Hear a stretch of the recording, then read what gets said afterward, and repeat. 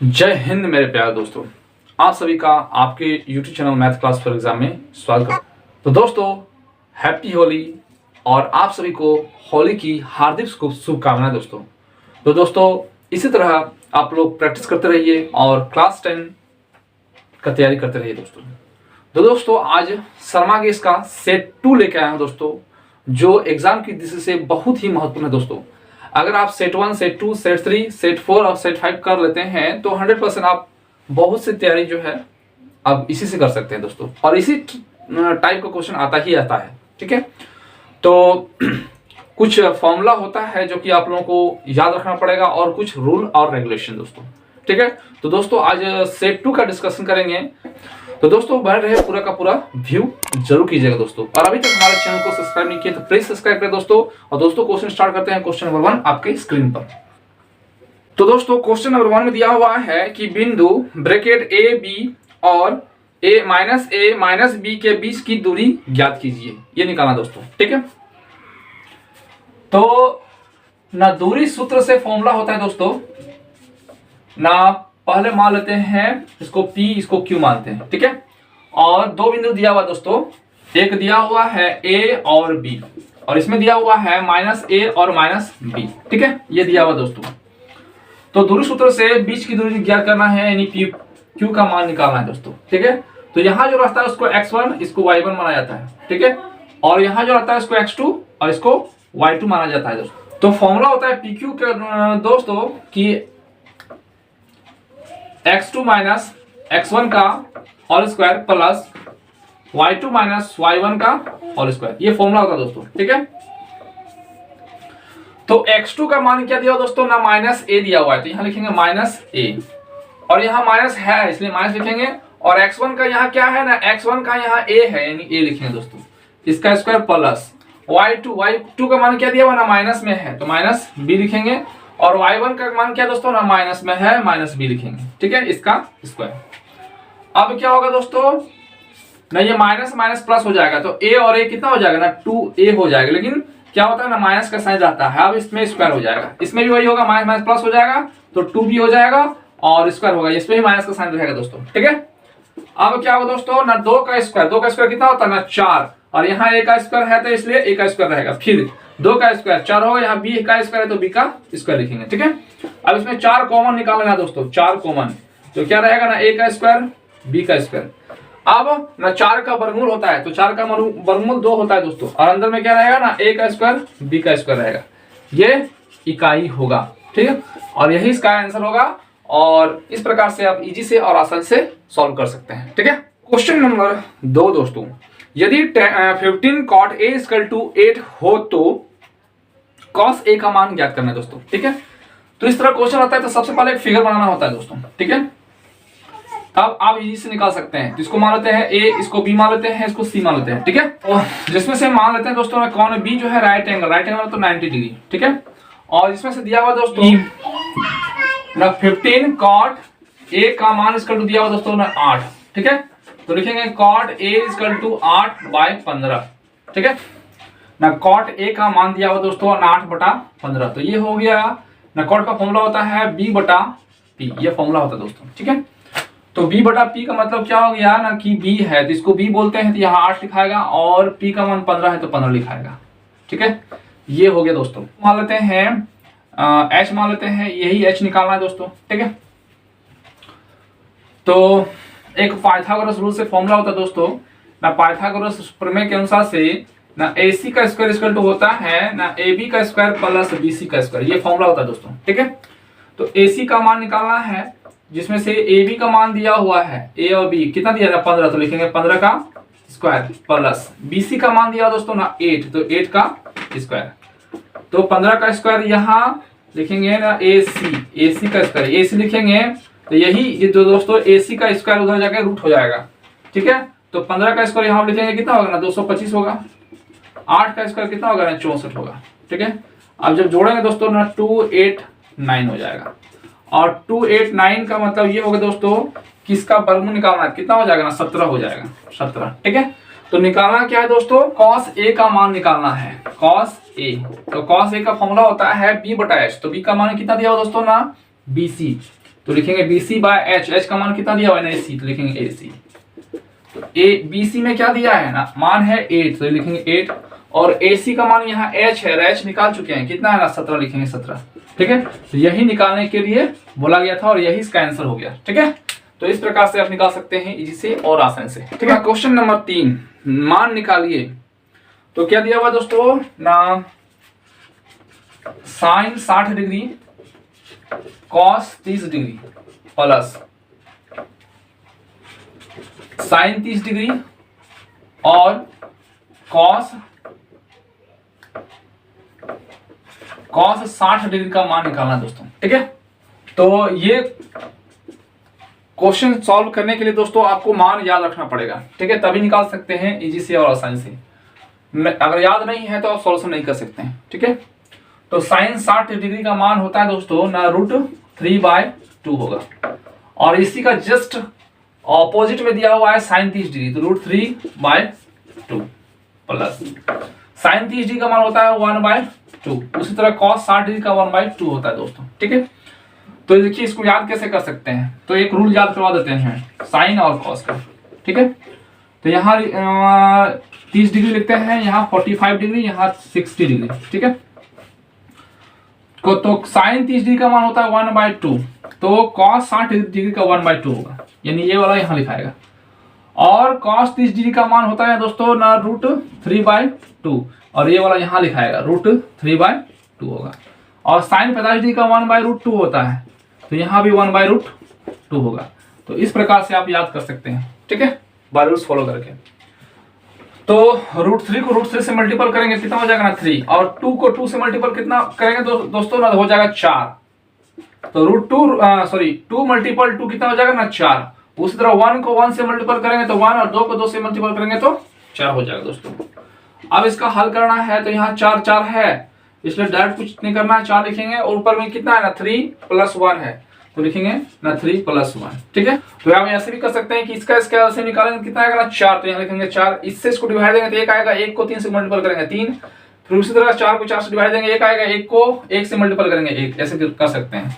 तो 3 और 1 कितना होगा ना 4/4, 4 4 कट जाएगा दोस्तों, कितना होगा ना 1, और यही इसका आंसर होगा। ठीक है, नंबर 4 दोस्तों, sine 67 degree plus cos 75 degree को 0 डिग्री और 45 डिग्री के बीच के कोण का त्रिकोणीय अनुपात के पदों में व्यक्त कीजिए। ये क्वेश्चन पूछा ही जाता है दोस्तों। ठीक है, तो इसको बनाना कैसे है, तो क्या दिया हुआ है ना, साइन 67 डिग्री है प्लस ना कॉस 75 डिग्री है। ठीक है, तो इसको लिखना है दोस्तों ना साइन, अब 67 डिग्री में क्या करना है दोस्तों ना 90 डिग्री में कितना घटाएंगे, 67 डिग्री हो जाएगा ना, 23 डिग्री घटाएंगे तो 67 डिग्री हो जाएगा, प्लस है तो प्लस ही रहेगा।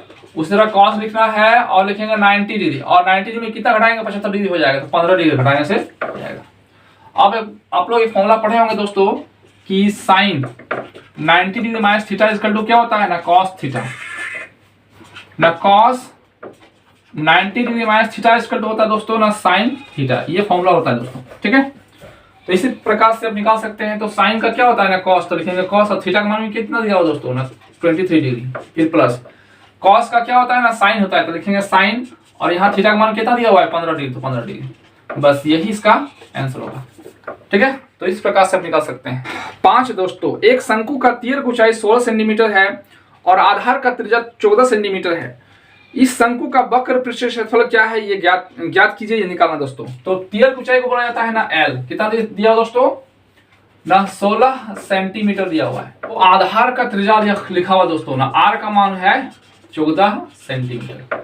तो जिसमें से शंकु का वक्र पृष्ठ क्षेत्रफल निकालना है, तो लिखेंगे ना शंकु का वक्र पृष्ठ क्षेत्रफल, फॉर्मूला होता है ना पाई आर एल।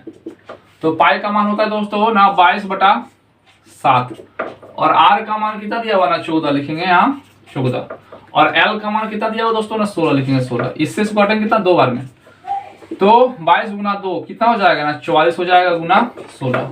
अब इस दोनों को गुना करना है दोस्तों, तो कितना आएगा ना 704 सेंटीमीटर स्क्वायर होगा, क्योंकि जब भी क्षेत्रफल निकलता है उसमें स्क्वायर होता है दोस्तों। और यही इसका आंसर होगा। ठीक है, क्वेश्चन नंबर 6 दोस्तों, इसमें माध्य निकालना है। तो माध्य का फॉर्मूला क्या होता है दोस्तों? सभी संख्याओं का योग प्लस संख्या। ठीक है, तो डायरेक्ट माध्य का फॉर्मूला लिखेंगे दोस्तों ना। माध्य इक्वल टू होता है सभी संख्याओं का योग। तो क्या दिया है ना, पहला दिया है a प्लस तो है ना x, फिर प्लस ना x प्लस ये मान दिया हुआ दोस्तों बाय कितना संख्या है ना 1 2 3। तो यहाँ 3 संख्या मतलब गिन के लिखना है। ठीक है, हाँ x है, यहाँ x है, यहाँ x है, तो 3x हो जाएगा क्योंकि प्लस प्लस प्लस होता है। अब यहाँ प्लस है माइनस है, तो प्लस माइनस माइनस ये कट गया। y कितना होगा ना 3 है, 3 कट गया, कितना होगा ना x का माध्य का जो मान निकलेगा दोस्तों ना x होगा। ठीक है, तो इस प्रकार से निकाल सकते हैं। क्वेश्चन नंबर 7 दोस्तों, 20 बल्बों के एक समूह में 4 बल्ब खराब है। इस समूह में एक बल्ब यादृच्छा निकाला जाता है। इसकी क्या प्रायिकता है यदि यह बल्ब एक नंबर खराब है, दूसरा नंबर खराब नहीं है, यानी अच्छा है। ठीक है, सबसे पहले लिखना है दोस्तों ना कुल बल्बों की संख्या, कुल बल्बों की संख्या। तो इसमें दिया हुआ है दोस्तों ना कुल बल्ब की संख्या 20 है। ठीक है, अगला नंबर निकालना है दोस्तों ना खराब है, खराब है तो प्रायिकता निकालना है। ठीक है, तो लिखते हैं ना खराब बल्बों की संख्या, खराब बल्बों की संख्या। तो इसमें साफ साफ लिखा हुआ दोस्तों कि खराब बल्ब की संख्या 4 है और इसको मान लेते हैं E। ठीक है, तो प्रोबेबिलिटी ऑफ E निकालते हैं। तो प्रोबेबिलिटी का E का मतलब क्या होगा दोस्तों ना, प्रोबेबिलिटी ऑफ E खराब बल्ब की संख्या को हम E मान लिए हैं तो डायरेक्ट लिख दिए ना प्रोबेबिलिटी इक्वल टू E, मतलब हो गया प्रोबेबिलिटी ऑफ खराब बल्बों की संख्या इक्वल टू फॉर्मूला होता है ना NE। तो कितना मान दिया दोस्तों ना 4। ये खराब बल्बों की संख्या हो दोस्तों और टोटल संख्या कितना है ना 20, तो ये हमेशा नीचे रहेगा, यानी जिसका तुलना किया जाता है वो हमेशा नीचे रहेगा। 4 से काटेंगे तो 4 गुना 4, 4 5 20। तो कितना होगा दोस्तों ना 1/5। ये पहला का आंसर हो गया। ठीक है, दूसरा में बोला गया दोस्तों ना खराब नहीं है। अब नहीं है तो खराब नहीं बल्बों की संख्या, खराब नहीं बल्बों की संख्या। तो जिसमें से 20 बल्ब है और जिसमें से 4 बल्ब अच्छा है तो खराब कितना नहीं होगा, 4 बल्ब जो है खराब है तो घटा देंगे तो अच्छा बल्ब निकलेगा, यानी खराब नहीं बल्बों की संख्या निकल जाएगा। कितना होगा दोस्तों ना 16 होगा। ठीक है, अब इसको मान लेते हैं G। तो प्रोबेबिलिटी ऑफ G, ठीक है, फॉर्मूला होता है ना NG। तो NG का मान यानी कितना हो गया दोस्तों ना 16 बाय टोटल बल्ब कितना दोस्तों ना 20 है तो लिखेंगे 20। तो 4 से काटेंगे 4 से 16, 4 5 20 हो जाएगा, तो होगा ना 4/5 और यही इसका आंसर होगा। ठीक है, तो इस प्रकार से आप निकाल सकते हैं इजी से और आसानी से। ठीक है, तो K का मान ज्ञात कीजिए ताकि बिंदु 8 1 K-4 और 2-5 संरेखी हो। तो संरेखी हो का मतलब क्या होता है दोस्तों कि त्रिभुज के क्षेत्रफल इक्वल टू 0 होता है। ये आप लोगों को याद रखना चाहिए। ठीक है, तो एक फिगर बनाना दोस्तों। ठीक है, जिसमें से मान दिया हुआ है ना 8 और 1 दिया हुआ है।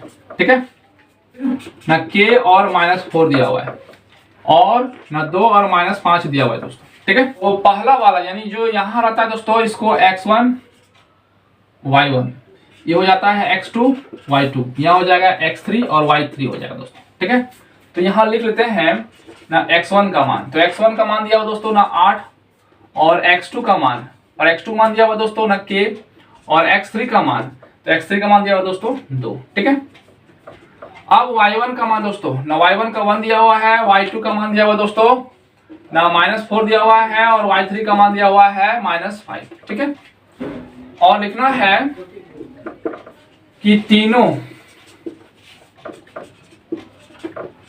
बिंदु संरेखी है।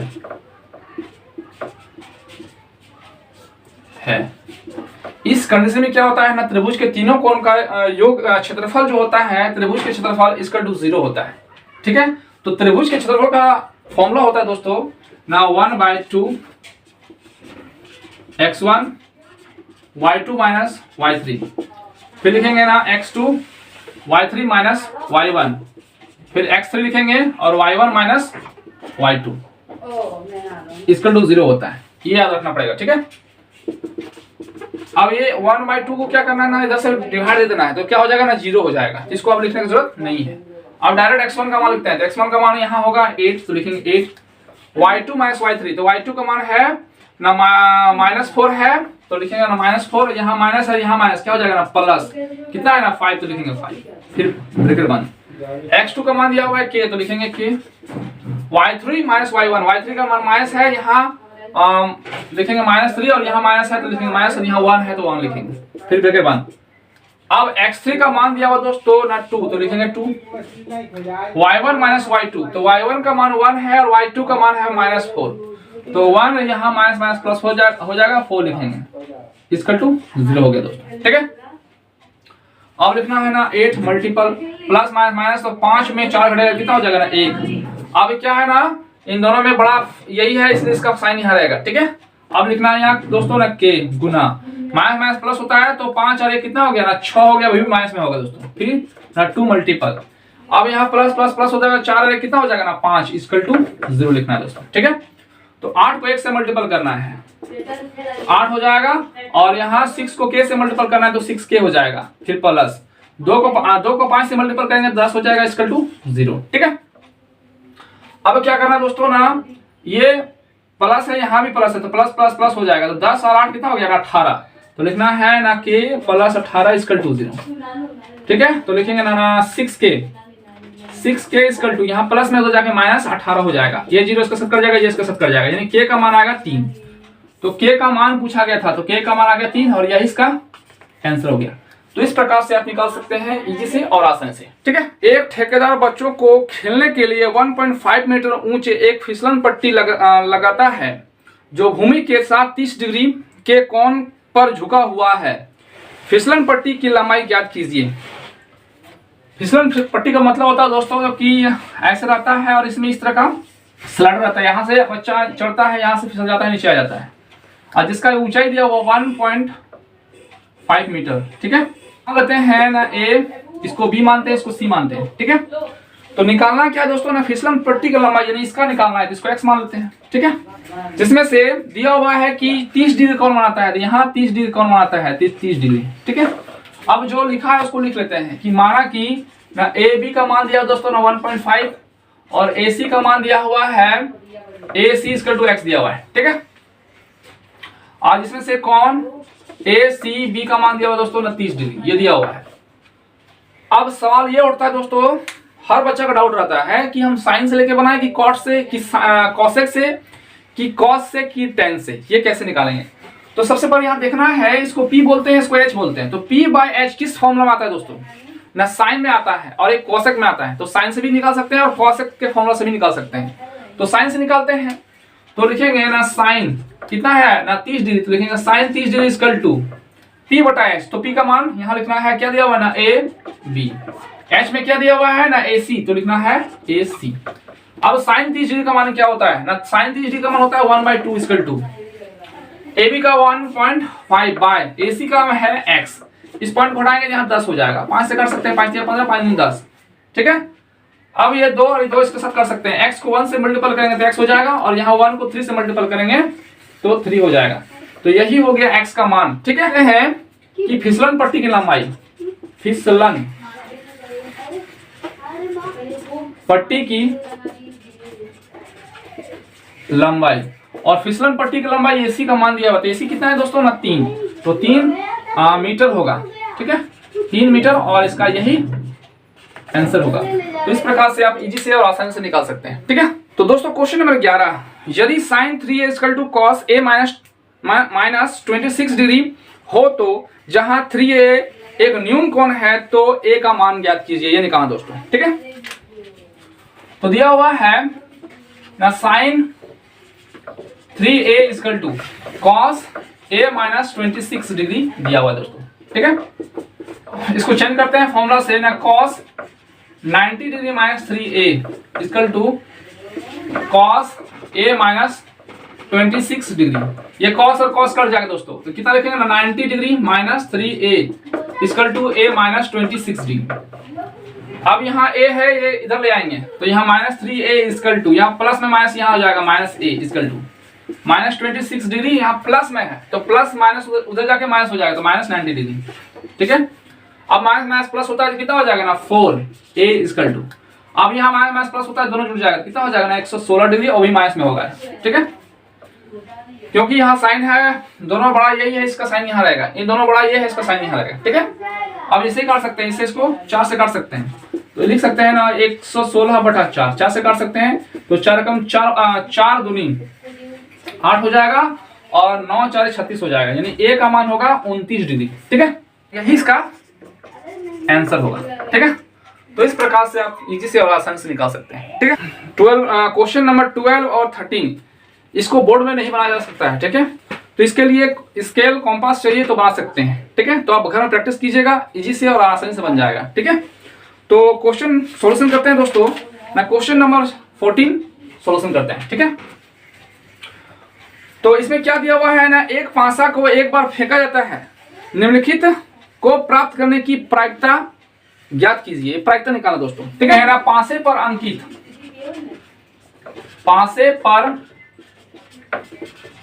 अंकित संख्या, तो जो पासा होता है दोस्तों उसमें 1 रहता है, 2 रहता है, 3 रहता है, 4 रहता है, 5 रहता है, 6 रहता है। ठीक है, इससे ज्यादा नहीं रहता है। ठीक है, कुल परिणाम की संख्या, कुल परिणाम की संख्या, यानी इसको गिनना है, कितना होगा ना 1 2 3 4 5 6, तो यहाँ 6 लिखना है। ठीक है, नंबर 1 क्या निकालने के लिए बोला गया, सबसे बड़ी संख्या, 5 से बड़ी एक संख्या। ठीक है, लिखना है दोस्तों ना प्रोबेबिलिटी ऑफ 5 से बड़ी संख्या, प्रोबेबिलिटी निकालना दोस्तों। तो 5 से बड़ी संख्या का प्रोबेबिलिटी निकालना है, तो इसमें देखना है कि 5 से बड़ी कितनी है, तो 5 से बड़ी सिर्फ एक ही संख्या है तो 1 को लिखना है बाय। और क्या होता है ना, हमेशा जो लिखा जाता है ना कुल संख्या को लिखा जाता है, तो कुल परिणाम की संख्या कितना लिखे थे ना 6, तो लिखेंगे 6, तो बस यही इसका आंसर हो जाता है। ठीक है, अब बच्चा को ये डाउट रहता है कि 5 से बड़ी संख्या पूछा गया 6 है तो 6 को लिख देता है और 6 से छोड़कर काट देता है, इसलिए गलती हो सकता है। तो इसमें हमेशा ध्यान रखिएगा दोस्तों कि 5 से बड़ी संख्या जो रहेगा वह कितना है ना, एक ही को संख्या है तो 1 को लिखना है। ठीक है, और ऐसे करके बनाना है दोस्तों। सम संख्या, एक सम संख्या, अब क्या है ना एक सम संख्या, तो प्रोबेबिलिटी ऑफ सम संख्या निकालना है ना, प्रोबेबिलिटी ऑफ सम संख्या। तो प्रोबेबिलिटी ऑफ सम संख्या कितना है ना, कितना सम संख्या है, पहला 1 2 और 3, तो लिखना है ना 3 बाय। टोटल संख्या कितना है ना 6, तो लिखेंगे 6, तो 3 × 3 3 × 6, तो 1/2, ये इसका आंसर हो गया। ठीक है, तीसरा नंबर निकालने बोलो दोस्तों कि एक भाज्य संख्या, एक भाज्य संख्या, तो प्रोबेबिलिटी ऑफ भाज्य संख्या। ठीक है, तो प्रोबेबिलिटी ऑफ भाज्य संख्या 2 ठो है दोस्तों, तो कितना है ना 2 ठो, तो लिखेंगे 4/2 ठो है, पहला क्या है ना 4 है और 6 है, 2 ठो है तो लिखेंगे 2 ठो, और टोटल कितनी संख्या है ना 6 है तो लिखेंगे 6, 2 × 2 2 × 6, यानी 1/3 होगा। ठीक है, तो इस प्रकार से आप निकाल सकते हैं बाय रूल्स फॉलो करके। ठीक है, नंबर 15 दोस्तों, एक मीनार के पाद बिंदु से एक भवन के शिखर का उन्नयन कोण 30 डिग्री है और भवन के पाद बिंदु से मीनार के शिखर का उन्नयन कोण 60 डिग्री है। यदि मीनार की ऊंचाई 50 मीटर है तो भवन की ऊंचाई ज्ञात कीजिए दोस्तों। ठीक है, तो फिगर बनाना दोस्तों,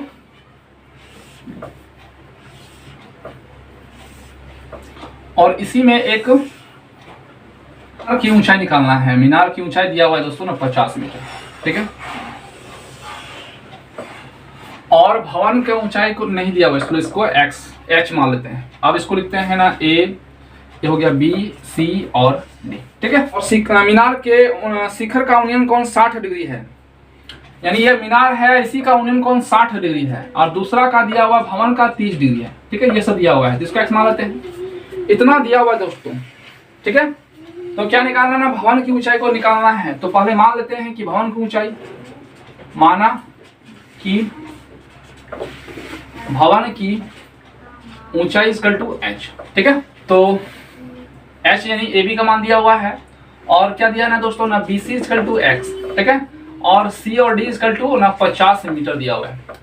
तो पहले छोटा वाला लिखते हैं ना त्रिभुज ना ABC में। ठीक है, तो P और B का यूज होना चाहिए, तो 10 लेके बना सकते हैं। तो 10 कितना डिग्री दिया हुआ है दोस्तों ना 30 डिग्री, तो लिखेंगे 30 डिग्री। तो P बटा B यानी AB बटा BC। ठीक है, तो tan 30 डिग्री का मान होता है दोस्तों ना 1 बटा √3 होता है, बाय AB का मान दिया हुआ है h, बाय BC का x दिया हुआ है। इससे इसको मल्टीपल करना है, तो x बराबर हो जाएगा ना h√3। ये क्वेश्चन नंबर 1 दिया हुआ है दोस्तों। ठीक है, अब दूसरा मानते हैं त्रिभुज BCD में लिखना है ना tan 60 डिग्री। तो क्या होता है ना tan 60 डिग्री जिसमें P का मान, तो P का मान है ना CD बाय BC दिखाएगा दोस्तों, और tan 60 डिग्री का मान होता है √3/1 होता है, और CD का मान दिया हुआ है ना 50 और BC का मान है x। इससे इसको मल्टीपल करना है, तो √3x इक्वल टू 50। ठीक है, इसको इक्वेशन नंबर 2 मान लेते हैं। अब x का मान, यहाँ x का मान इतना दिया हुआ है समीकरण 2 में रखने पर, तो लिखना है कि x का मान समीकरण 2 में रखने पर, समीकरण 2 में रखने पर, तो समीकरण 2 क्या है दोस्तों ना √3x इक्वल टू 50 दिया हुआ है, इसी में x का मान रखना है। तो लिखेंगे √3 मल्टीपल x का मान कितना है ना h मल्टीपल √3 दिया हुआ है इक्वल टू 50। तो √3 हो जाएगा 3, h इक्वल टू 50। तो h क्या हो जाएगा ना 50/3, तो भागा देंगे कितना हो जाएगा 16.2/3 मीटर हो जाएगा। और यही जो होगा दोस्तों ना भवन की ऊंचाई होगा। ठीक है, तो यहाँ लिखते हैं ना भवन की ऊंचाई कितना दिया हुआ दोस्तों ना 16.2/3 मीटर, और यही इसका आंसर हो गया। ठीक है, तो इस प्रकार से आप निकाल सकते हैं रूल्स फॉलो करके। ठीक है, क्वेश्चन नंबर 18 दोस्तों, निम्न आंकड़ों में माध्य ज्ञात कीजिए, ये निकालना दोस्तों। तो पहला लाइन देना है इस तरह दोस्तों, पहला, दूसरा, तीसरा, चौथा। ठीक है, और इसको लिखना है। तो पहला में रहेगा ना वर्ग अंतराल,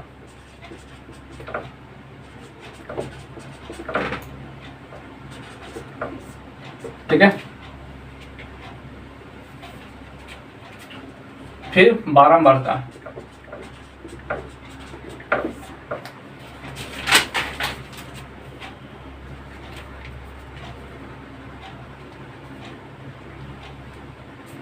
और इसी को F1 माने दोस्तों। यहाँ होगा x1 और यहाँ लिखा है ना F1 और x1। ठीक है, जिसमें से दिया हुआ है ना 0 और 20, इसका दिया हुआ दोस्तों ना 17, और 20 का 40, इसका दिया हुआ है 28, फिर 40 से 60, और इसका दिया हुआ दोस्तों ना 32, और 60 से 80, इसका दिया हुआ है 24, और 80 से 100, इसका मान दिया हुआ दोस्तों 19। ठीक है, और x1 निकालना है। तो x1 का रूल क्या दोस्तों, दोनों को जोड़ना है और 2 से भागा देना है। तो 0 + 2 कितना 20 कितना हो जाएगा ना 20 को 2 से भागा देना है तो 10 आएगा, 10 लिखना है। दूसरा 20 + 40 60 हो जाएगा, 2 से भागा देना है तो 30 हो जाएगा। फिर 40 + 60 100 को 2 से भागा देना है ना 50, और 60 + 80 कितना हो जाएगा ना 140, 2 से भागा देना है 70, और 80 + 180 को 2 से भागा देना है 90, तो 90 हो जाएगा दोस्तों। ठीक है, अब इससे इसको मल्टीपल करना है, कितना हो जाएगा ना 170, इससे इसको मल्टीपल करना है तो 0 8 24 के 4 और 3 2 6 और 2 8 हो जाएगा दोस्तों, यहाँ 8। ठीक है, अब यहाँ 0 लिखना है फिर से, तो 5 2 10 के 0, और 5 3 15, और 1 कितना हो जाएगा ना 16। फिर यहाँ भी इसी तरह करना है 0 7 6 28 के 8, और 7 2 14, 2 कितना हो जाएगा ना 16, तो 16 लिखना है। और 19 नमा 171 हो जाएगा, 171, और 101 ठो 0 पहले से था यहाँ, इसलिए इतना हो गया। ठीक है, तो ना सिग्मा यहाँ लिखना है कि सिग्मा F1 का मान, तो सबको जोड़ेंगे दोस्तों तो 120 हो जाएगा, और यहाँ ना सिग्मा F1 का मान हो जाएगा 6000 हो जाएगा। ठीक है, तो निकालना क्या है, तो माध्य निकालना दोस्तों, तो लिखना है ना माध्य equal to sigma F1 x1 by sigma F1 कितना दिया हुआ ना 6000 बटा 120, ये जिसको कट जाएगा 12 25 60 50 हो जाएगा। तो माध्य का मान जो होगा तो वह 50 होगा और यही इसका आंसर होगा। ठीक है, 19 नंबर क्वेश्चन बहुत ही महत्वपूर्ण है दोस्तों। ये क्वेश्चन फिक्स है या इससे क्वेश्चन आएगा ही आएगा। ठीक है, तो इसको बनाना कैसे है, पहले जैसे रहता है इसको ऐसे उतार लेना है। ठीक है, लिखना है दोस्तों ना वर्ग अंतराल,